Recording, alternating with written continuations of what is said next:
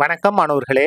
இந்த வீடியோல 10ஆம் வகுப்பு கணிதம் அலகு 3 இயற்கணிதம் இதுல அணிகள் பார்க்க போறோம்.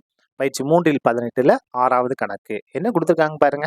ஒரு அணி சமன்பாடு கொடுத்திருக்காங்க. நம்ம x மற்றும் y இன் மதிப்புகளை கண்டுபிடிக்கணும். கண்டுபிடிக்கலாமா? பாருங்க, கொடுத்திருந்த அணி சமன்பாடு எடுத்து அப்படியே எழுதிட்டோம். இப்ப பாருங்க என்ன செய்ய போறோம். இந்த வெளியில இருக்கக்கூடிய x ஐயும் y உள்ள பெருக்க போறோம். பெருக்கிடுமா? x ஐ 4 பெருக்குனா 4x, எக்ஸையும் -3 பெருக்குனா -3x பெருக்கிட்டோம். பிளஸ் போட்டுக்கிடுவோம். ஒய்யை பெருக்கிடுவோம். ஒய்யையும் -2 பெருக்குனா -2y, ஒய்யவும் 3 பெருக்கணும்னா 3y ஈக்குவல் டு இந்த 4 6 எந்த மாற்றமும் இல்லை. சரியா? இப்ப பாருங்க, இதுல எத்தனை நிறை இருக்கு? 1 2 2 நிறை இருக்கு. ஒரே ஒரு நிரல் தான் இருக்கு. இதுலயும் பாருங்க 2 நிறை ஒரே ஒரு நிரல். அப்ப என்ன செய்யலாம்? நம்ம அப்படியே கூட்டிடலாமா? இந்த முதல் உறுப்பை இந்த முதல் உறுப்பையும் கூட்ட போறோம். 4x plus minus பாருங்கன்னா -2y. இப்ப இது ரெண்டையும் கூட்டுவோம். -3x பிளஸ் 3y இது எதுக்கு சமமா இருக்கும்?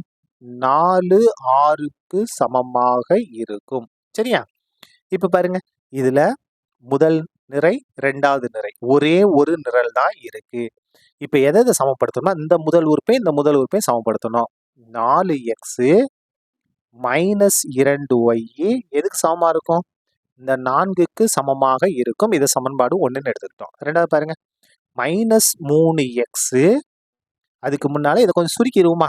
பாருங்க, இது எல்லாமே 2ன் மடங்கா இருக்கு. அப்ப 2 கொண்டு வகுத்துருவோமா? நமக்கு கொஞ்சம் ஈஸியா இருக்கும். பாருங்க, 2ஆல் வகுக்க, 2ஆல் வகுக்க. பாருங்க, 4x இருக்கு, 2 கொண்டு வகுப்போம். -2y இருக்கு, 2 கொண்டு வகுப்போம். 4 இருக்கு, 2 கொண்டு வகுப்போம். இந்த மாதிரி நீங்க வகுக்காம கணக்கு எது பண்ணாலும் உங்களுக்கு ஆன்சர் வரும். சரியா? கேன்சல் பண்ணுங்க. 2 2 2 4. அப்ப என்ன இருக்கு? 2x. 2 2 கேன்சல். என்ன இருக்கு? -y. 2 2 2 4. அப்ப என்ன இருக்கு? 2 இருக்கு. இதான் என்னது? சமன்பாடு 1. இது வேண்டாம். சரியா? இப்ப அடுத்து எடுத்துக்கலாமா? பாருங்க, இது ரெண்டையும் சமப்படுத்த போறோம். -3x plus 3y equal to 6. -3x plus 3y எதுக்கு சமமா இருக்கும்? இந்த 6க்கு சமமாக இருக்கும். இது பாருங்க, எதோட மடங்கா இருக்கு? 3ன் மடங்கா இருக்கா? அப்ப 3ஆல் வகுத்துடலாமா? 3ஆல் வகுக்க, 3ஆல் இருபுறமும் வகுக்க. இப்படி எழுதிக்கங்க. சரியா? வகுக்க. அப்போ -3x இருக்கு, 3 கொண்டு வகுக்கணும். அதுக்கு அடுத்தது 3y இருக்கு, 3 கொண்டு வகுக்கணும். 6 இருக்கு, 3 கொண்டு வகுக்கணும். 3 3 கேன்சல், 3 3 கேன்சல். 1 3 3, 2 3 6. மிச்சம் என்ன இருக்கு பாருங்க? -x plus y equal to 2. இதான் சமன்பாடு 2. இப்ப சமன்பாடு 1 2 தீர்த்தோம் அப்படின்னா நமக்கு என்ன கிடைச்சிரும்? x மற்றும் y இன் மதிப்பு கிடைச்சும். பாருங்க, முதல் சமன்பாடு எந்த மாற்றமும் செய்ய வேண்டாம். அப்படியே எடுத்து எழுதுங்க.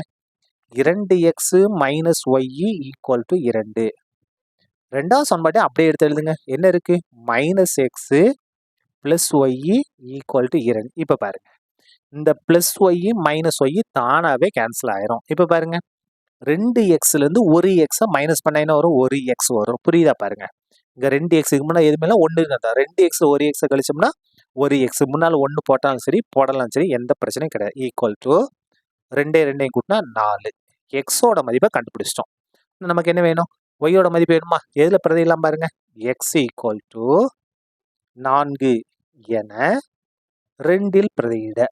ரெண்டாவது சமன்பாட்டுல பிரதியிடுவோம். ஈஸியா நமக்கு ஆன்சர் வந்துடும். பாருங்க, ரெண்டாவது சமன்பாடு இங்க இருக்கா? -x plus Y equal to 2. இந்த மைனஸ் அப்படியே வந்துடும். எக்ஸுக்கு பதிலாக 4, ஒய் தான் கண்டுபிடிக்க போறோம். ஈக்குவல் டு 2 இங்க எழுதுறேன். பாருங்க, அடுத்த ஸ்டெப்பை y ஈக்குவல் டு 2. இது -4 வலது பக்கம் என்ன மாறும்? +4 மாறும். அப்போ y ஈக்குவல் டு 2 4 கூட்டினா 6. சரியா? பாருங்க, என்ன கண்டுபிடிச்சிட்டோம்? x மற்றும் y இன் மதிப்புல கண்டுபிடிச்சிட்டோம். therefore x-ஓட மதிப்பு 4, y-ஓட மதிப்பு 6. x-ஓட மதிப்பு 4, y-ஓட மதிப்பு 6. இதான் என்னது? நமக்கு தேவையான x மற்றும் y இன் மதிப்புகள். சரியா? அவ்வளவுதான். இந்த கணக்கு முடிந்தது. நன்றி.